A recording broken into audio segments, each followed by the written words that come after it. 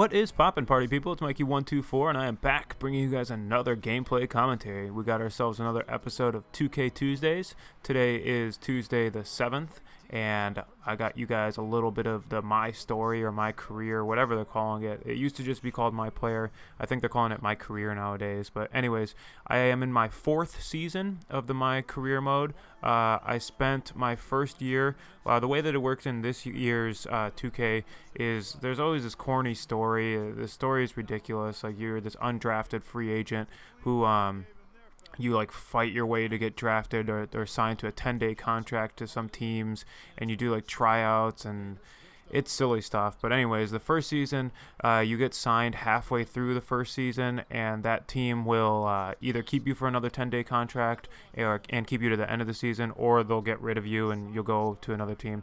I ended up getting signed for that 10-day contract on New Orleans, and I stayed there till the end of the year, and we missed out on the playoffs really close. I think we were like 6 games out of the playoffs, but the team was really bad when we got there, and my character was really bad. Like, that's kind of the fun part about this game is your guy starts off so awful that you kind of got to continue to play to rank him up. It's really like an RPG feely to a basketball game, which is pretty cool to me.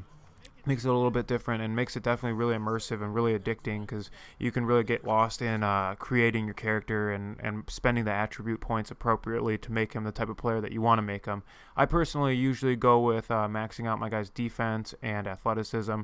I find that helps you be competitive and at least get playing time on the court. If you can do both those things, you can guard somebody, get rebounds, and then just focus on like your offense being like whatever your dude happens to be okay at. Like, if he can make a layup or a dunk, then just don't take any shots that aren't layups or dunks. And if your guy's a mid-range guy, then focus mainly on mid-range. For this game, for example, my guy is in this 4th season. I'm maxed out almost 99s, everything. Attribute points all the way out. They don't go to 99s. I think most of them max out at 95. But this guy is a beast at everything, but when I first started using him, he was mainly just a mid-range shooter, so I kind of stuck with mid-range. In this game in particular, I really kind of torched the Cavaliers from mid-range. The beginning of this game was actually really competitive and really close, but as it went on, I just kind of blew it open, and they were playing awful defense, and my guy was just on fire from mid-range. Like I said, my guy started as a mid-range shooter, and it's kind of like my go-to thing now still. Like, when I can't find a shot, I'll just kind of look for one mid-range, and usually you can get one, and it's usually a good look. But anyhow, I'm getting super sidetracked. I'm all over the place on this one. But like I said, my guy, I got drafted originally, or not drafted, but the 10-day contract originally from the Pelicans. And being a Bulls fan, as I am in real life, I spent my next 2 seasons with the Bulls. We won 2 championships, and then when it came time to sign me to a big contract, I signed the big contract thinking that, like, oh, I'm going to go on a big run. Like, my 2 years that I was there, Derrick Rose was hurt too, just like in real life.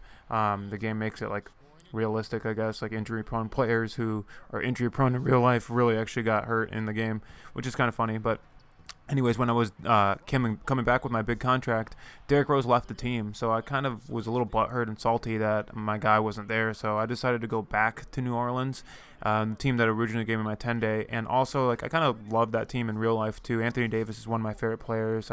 He's one of the ugliest dudes on the planet, but he is a monster on the court. That unibrow, I fear it. That fear of the brow expression is it's a real thing.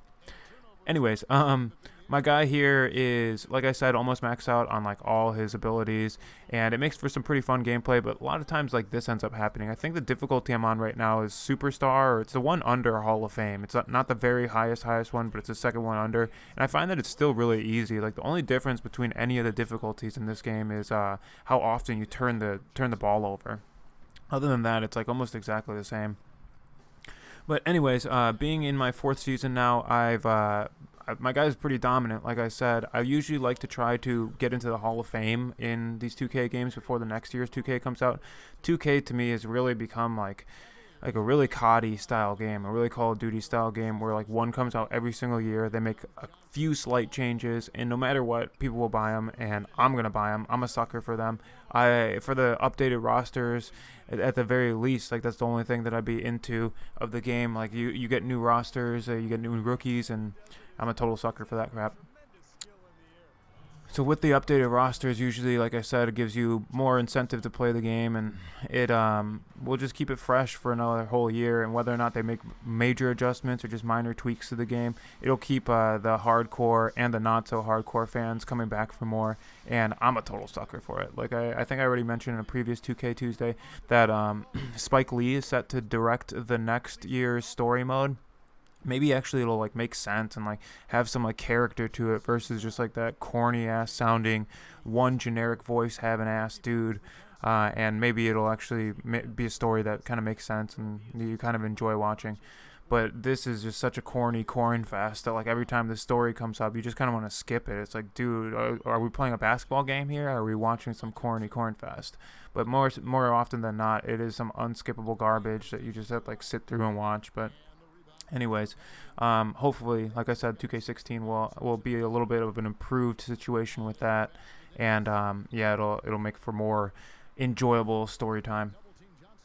In this game in particular, I had a real tough time with LeBron, but for some reason he wasn't really going for offense that much. Like most of the times in the game, like he just dominates me for like 40 points or 50 points. I think he only ended up with like 16 or something like that. Like he really didn't crush me too hard in this one, which I'm surprised. Usually, like I said, he absolutely destroys me, and it's not even fun to play against him.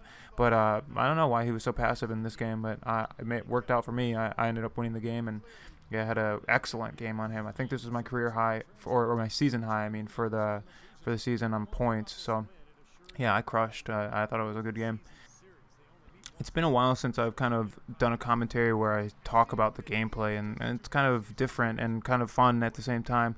In this gameplay in particular, like I said, I was mid-range massacring this team, but I had a couple nice drives to the paint. I ended up finishing just a couple of assists shy of my triple-double, but the last 2 minutes are really indicative of how I play usually. Really aggressive, really just trying to punish the other team, like really just ruthless, quick offense. A few years ago, when the Phoenix Suns had Steve Nash and like they were making the conference finals, and they were a really good team.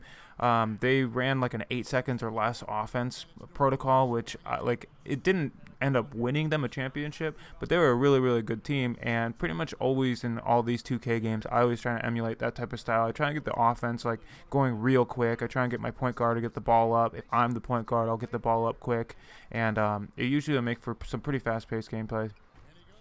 But anyways, I've been trying to reach out to some more people on Twitter and on YouTube to try and help promote my channel, help me see if I can get some dual comms going or any type of collaboration. So if anybody out there is interested in doing a dual comm or knows anybody who's interested in doing a dual comm or a post for post or maybe like a banner post or like any of these things that we can cross promote, let me know. Maybe shoot me an email or just shoot me a YouTube message. I'll read it. That usually goes right to my email.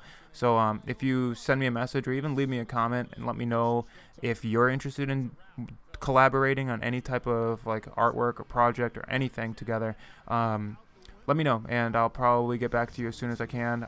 My schedule is weird. I usually work at nights. I do have an actual like job that I go to, so if I don't respond to you in night times and American hours, night times, it's probably because I'm at work. But I will do my best to get back to you as soon as possible. And I've been trying my best to stay active on here. I haven't gotten around to posting my free games of the month game video yet, but I have it like half edited on the PlayStation Network right now. The free games, I think were Metal Gear, this game called Shogun Samurais or something, and Drive Club. Drive Club I only played like a race of, but it looked beautiful. Like it absolutely looked brilliant. I'm definitely a sucker for racing games. I'm excited for the new Forza game to come out, but yeah, I will I'll be in touch with that series. I will try and have it posted sometime before the end of this week and before Battlefield Friday, so keep your eyes peeled for that one. And yeah, I hope you guys enjoyed this 2K video. It's definitely a little bit longer and kind of like more 2K oriented, but yeah, I will be back next week with another 2K video and hopefully another one after that. So thanks for watching the video. Take care. Bye bye.